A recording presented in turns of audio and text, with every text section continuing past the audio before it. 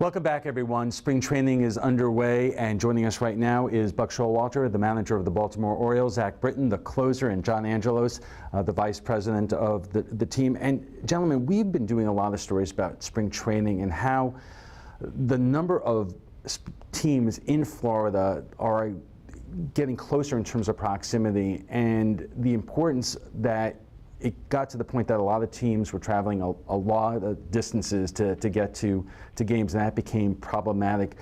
Buck, in your opinion, how difficult is it when you have to drive seemingly halfway across the state just for a spring training game? Well, I've never seen a player get better and get ready on a bus, and it's you want to have your hands around the players and making sure that everything you do has a purpose. And the time you spend traveling, we go sometimes 2 or 3 days when we have the wrong part of the schedule. We really don't see the players except for the people that are making the trip. So, we're able to get a lot more done in the morning. So it's only a benefit for us to have them closer by. And that's the only thing that they say about Arizona over Florida is that you don't spend as much time traveling. I'm a little biased. I think the situation we have here in Sarasota is second to none.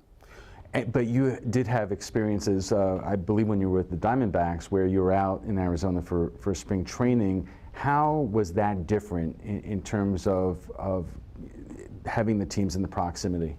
It's you don't spend near as much time traveling. You can actually, I would stay at the complex and just go over for the game. We're able to get some work done back there, and you're just spending way too much time traveling in Florida sometimes. But the way we have it set up now geographically, with the potential of the Braves coming in here, is going to be ideal.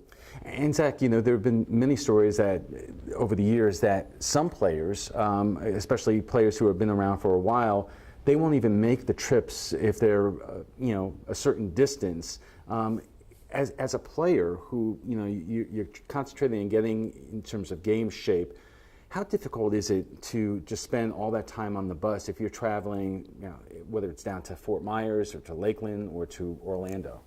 It's well, you got to run that by Buck first if you can make the trips. But it's not, I guess, ideal, some of those trips. But at the same time, I think the biggest thing it takes away from some of that time you can spend with your family. That's a big thing, with spring training, being able to enjoy, when you go home, spend some time with the family. So that's the only thing it kind of takes away from. But you know what, with the facility we have here, and I think it's second to none, like Buck was saying. It's just one of those little sacrifices that you make, and I think you get used to it. Do you look forward to spring training every year, to starting off the year, not only just getting in shape, but bringing the family down here out of the cold? I mean, what is it like for a player and a manager? Well, I think it's one of the most precious times of the year because, there's a different atmosphere. Nobody's going to be cut tomorrow usually, and sometimes that changes. There's no W's and L's, until we start the exhibition schedule. There's just a real great atmosphere and culture for blending as a team. And quite frankly, we've had a lot of guys together. It's kind of like a reunion, kind of get back together and you remind all the things that you like about them and all the things that the other side, because we picked their friends for a long time. But spring training is a great time, and it's a great time for connection with the fans, and our guys do a great job with it. John, has there been a deliberate effort among the teams to try to, especially the teams that are located in Florida, to try to move them closer together for the reasons that we've been talking about? I'd like to think so. I think it's been a little bit by design, and a little bit we've been the beneficiary of good fortune. I think the Orioles were on the East Coast for many years, and the original plan was to stay there and to consolidate everything, major league, minor league, into a athletic training complex, an athletic training academy where all of our players at every level, with Buck's oversight, could be brought up through the same system. And we were really, when this ownership group purchased the club 23 years ago, we inherited a separated system, major league in one place, minor league in another. And on top of that, we had a lot of travel, as did some other clubs. So it was always a mission of the ownership group to give the baseball operations, the baseball experts, the ability to have one campus or two closely proximate campuses where you could see everything and do everything and get the work in.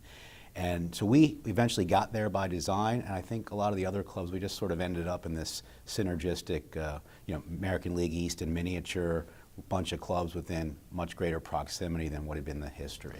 You still have a situation, the Red Sox are all the way down in Fort Myers. I know that's still a big trip, and a lot of the teams wind up only playing each other once or twice during spring training. Is that good or bad from both the manager's perspective and the player's perspective? You know, you understand we play these guys 18 to 19 times during the year. I really don't like playing them in the spring, but because we play Tampa's in Port Charlotte, and you got the Red Sox down in Fort Myers, and of course Dunedin's Toronto, and that other team's over in Tampa. The Yankees. Well, I guess, but no, they're obviously there, and we play them a lot. And you don't like too much of that familiarity. And what happens a lot is they're hiding pitchers. They don't want to show a starting pitcher against guys. We've gotten kind of over that. There's no secrets in our division.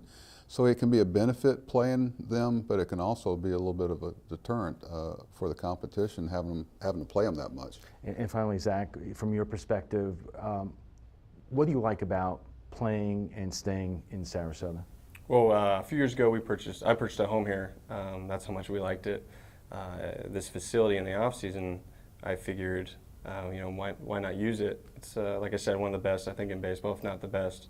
You see a lot of teams that come through, and they're in all of what we have. So myself and a few other players have purchased homes here to use the facilities in the off season when not a whole lot of people are down here. But I think over the last 2 or 3 years, a lot more guys have started to come down and use it.